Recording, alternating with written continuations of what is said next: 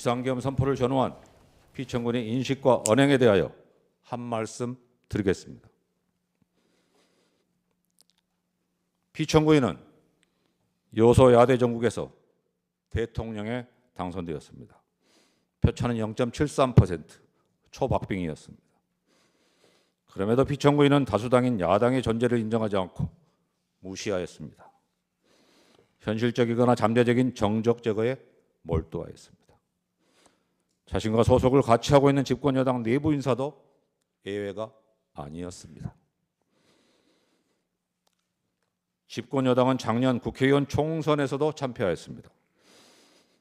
참패의 원인으로는 피청구인의 총선 기간 중 여러 언행이 지목되었습니다. 깊은 성찰에 타잡은 다수 야당과의 협치만이 피청구인 자신이 생존할 수 있는 유일한 선택지였습니다. 그러나 피청구인은 총선 참패가 부정선거의 결과라는 망상에 빠졌습니다. 다수 야당이 이끄는 국회가 대한민국의 헌정 질서를 짓밟고 정당한 국가기관을 교란시키는 내란을 획책하는 명백한 반국가 행위를 자행한다고 소리를 높입니다.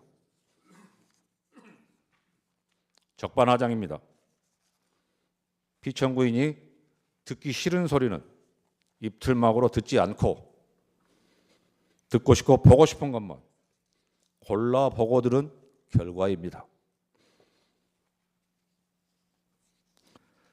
피청구는 2024년 12월 12일 담화에서 병력을 국회에 투입한 이유는 거대 야당의 망국적 행태를 상징적으로 알리고 질서유지를 하기 위한 것이지 국회를 해산하거나 기능을 마비시키려는 것이 아니다.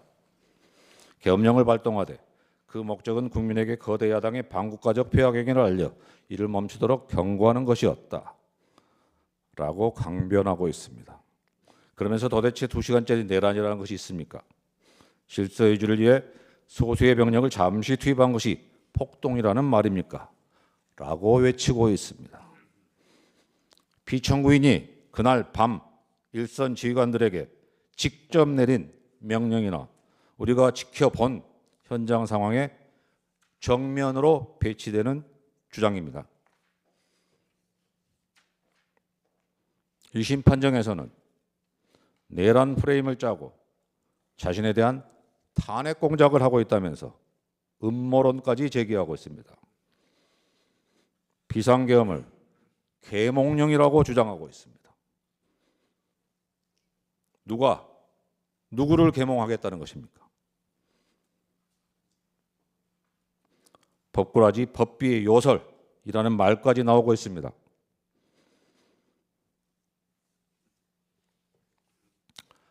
그래서 우리는 피청구인에게서 이승만, 박정희, 전두환을 연상할 수밖에 없는 것입니다. 피청구는 자신의 지시 한마디가 헌법이 되는 세상을 만들고자 한 것입니다. 국가를 사유화하고 대한민국 헌법 위에 군림하고자 하였습니다. 우리는 이것을 독재라고 부릅니다. 피청구인이 비상계엄을 선포하는 그 순간 피청구인은 더 이상 민주공화국 대한민국의 대통령이기를 스스로 포기한 것입니다.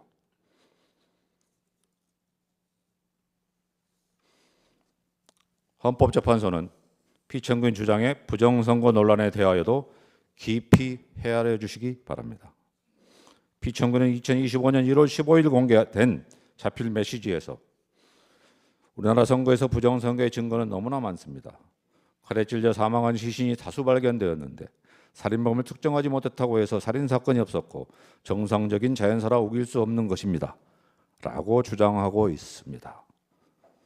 선거에 의하여 당선된 대한민국 대통령이라면 도저히 입에 담을 수 없는 말입니다.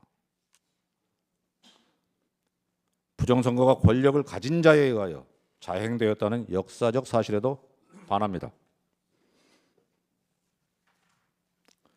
대의 명분으로 삼았던 거창한 구호는 사라지고 부정선거 의혹 규명, 선거 시스템 점검이 비상계엄 선포의 목적이라고 이야기하고 있습니다. 구차합니다.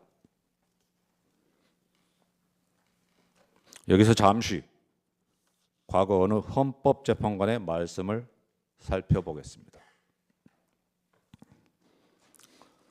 이 사건 탄핵 심판은 보수와 진보라는 이념의 문제가 아니라 헌법적 가치를 실현하고 헌법 질서를 수호하는 문제이다.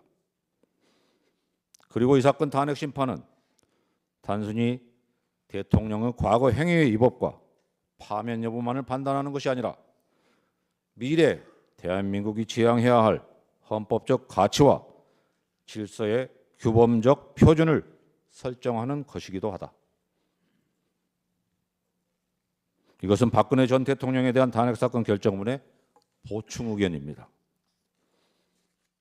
병력이 선거관리위원회에 출동했던 일은 뒤늦게 알려지고 또 그 과정이 자세히 보도되지도 않아서 국민들에게 실상이 덜 알려져 있습니다.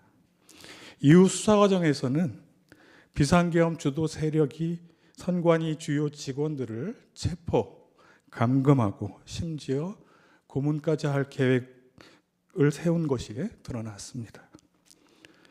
아시다시피 피청구인이 계엄을 선포하면서 밝힌 계엄 사유에는 선관위나 부정선거에 관한 내용은 없었습니다. 2024년 12월 12일자 담화에서 피청구인은 선관위 전산 시스템에 문제가 많아서 국방부 장관에게 점검하도록 지시하였다라고 하였습니다. 그러나 선관위 전산 시스템의 문제가 비상계엄의 사유가 될 수 없다는 점은 차치하더라도 피청구인이 문제라고 언급했던 내용은 사실과 달랐습니다. 담화에서 피청구인은 2023년 하반기에 국정원이 정보 유출과 전산 시스템 안정성을 점검하고자 하는 것을 선거관리위원회가 완강히 거부하였다. 보안 점검을 받게 된 후에도 전체 시스템 장비의 일부만 점검에 응하고 나머지는 불응하였다고 하였습니다. 그러나 2023년은 물론 그 이전이나 그 이후에도 국정원이 선관위에 보안 점검을 요구하거나 선관위가 보안 점검을 거부한 일은 없었습니다. 법률상 국회, 법원, 헌법재판소, 선관위 같은 헌법기관은 스스로 필요성이 있어 요청하지 않는 한 국정원의 보안 점검 대상이 아니기 때문입니다. 2023년 국정원의 보안 점검은 선관위가 스스로 요청해서 이루어졌습니다. 보안 점검을 받을 때 선관위는 전체 보유 장비에 대한 접근 권한을 국정원에 부여했습니다. 다만 국정원이 시간 제약 등으로 해서 선거 시스템과 관련한 중요 전산 장비 위주로 선정해서 일부만 점검하였던 것인데 이걸 두고 선관위가 장비 일부분만 점검에 응하고 나머지는 불응하였다라고 하는 것은 사실을 왜곡하는 주장입니다.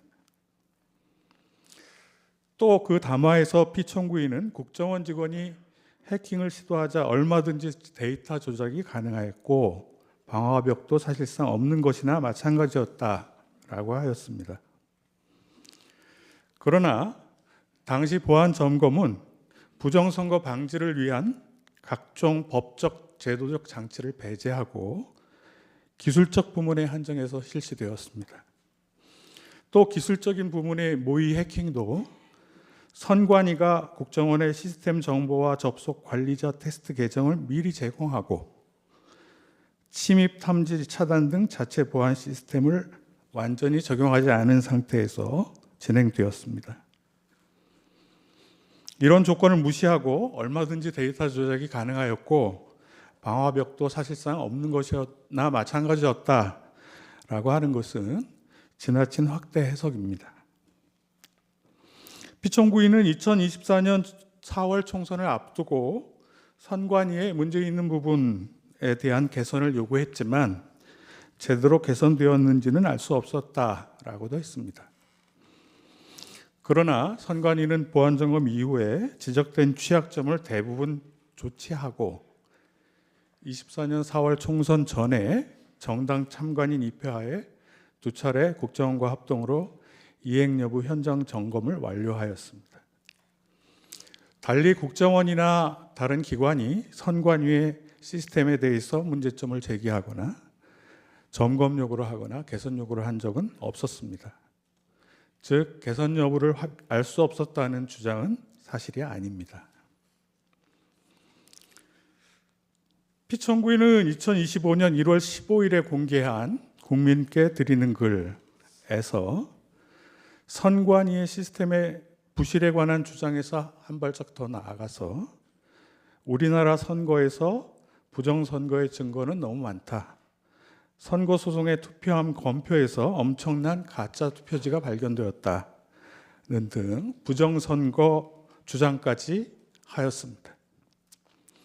그러나 과거 여러 차례 선거소송 재검표에서 정규 투표지가 아닌 가짜 투표지는 발견된 적이 없습니다. 피청구인 대리인이 가짜라고 주장하는 투표지들은 21대 국회의원 선거의 소송 재검표 과정에서 나온 투표지입니다. 이에 관해서 대법원은 상세한 조사와 검증을 거쳐서 해당 투표지는 별 문제가 없거나 사소한 실수, 단순한 기계적 오류에 의한 것이어서 부정선거의 증거가 될 수 없다고 판결했습니다. 법률가인 피청구인이 한 번만이라도 이 판결을 제대로 읽어보았다면 아마 가짜 투표지 주장이라는 것이 얼마나 근거 없는지 쉽게 알 수 있었을 것입니다. 판결이 아니더라도 이 투표지들이 누군가 부정선거를 목적으로 투입한 가짜 투표지라면 특정 후보에게 유리한 투표지였을 것입니다. 그러나 가짜 투표지 주장을 하는 어느 누구도 그 투표지가 누구한테 유리했나 하는 그런 내용은 전혀 말을 하지 않고 있습니다. 그 투표지들이 특정 후보에게 유리한 내용이 아니었기 때문입니다. 피청구인이 말하는 칼에 찔려 사망한 시신은 어디에서도 발견되지 않았습니다.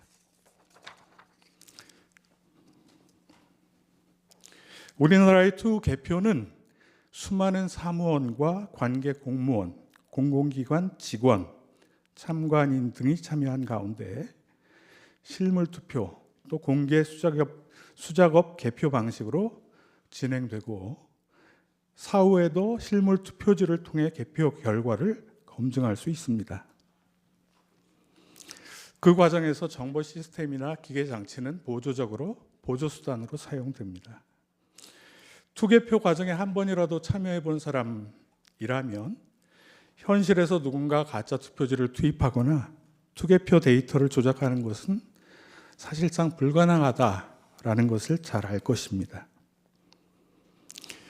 이 사건 소추 이후에서는 피청구인이 비상계엄을 선포하고 선거관리위원회에 침입해서 서버를 압수수색하고 하는 행위들이 위헌 위법성이 주로 다루어졌지만 비상계엄 이후 피청구인이 담화 등을 통해 선거관리위원회를 공격하고 부정선거 음모론을 제기시키고 확산시킨 행위는 우리나라 선거제도, 대의제도에 더욱 치명적인 영향을 끼쳤습니다. 또 선거관리위원회와 선거 시스템의 신뢰성을 크게 훼손시켰습니다. 부디 피청구인이 주장하는 부정선거 음모론이 얼마나 근거 없는 것인지를 제대로 판단하셔서 우리나라 선거제도와 대의제도의 신뢰성 그리고 선거관리위원회와 수많은 투개표 사무원, 참관인들의 명예와 자긍심을 회복시켜 주시기 바랍니다. 감사합니다.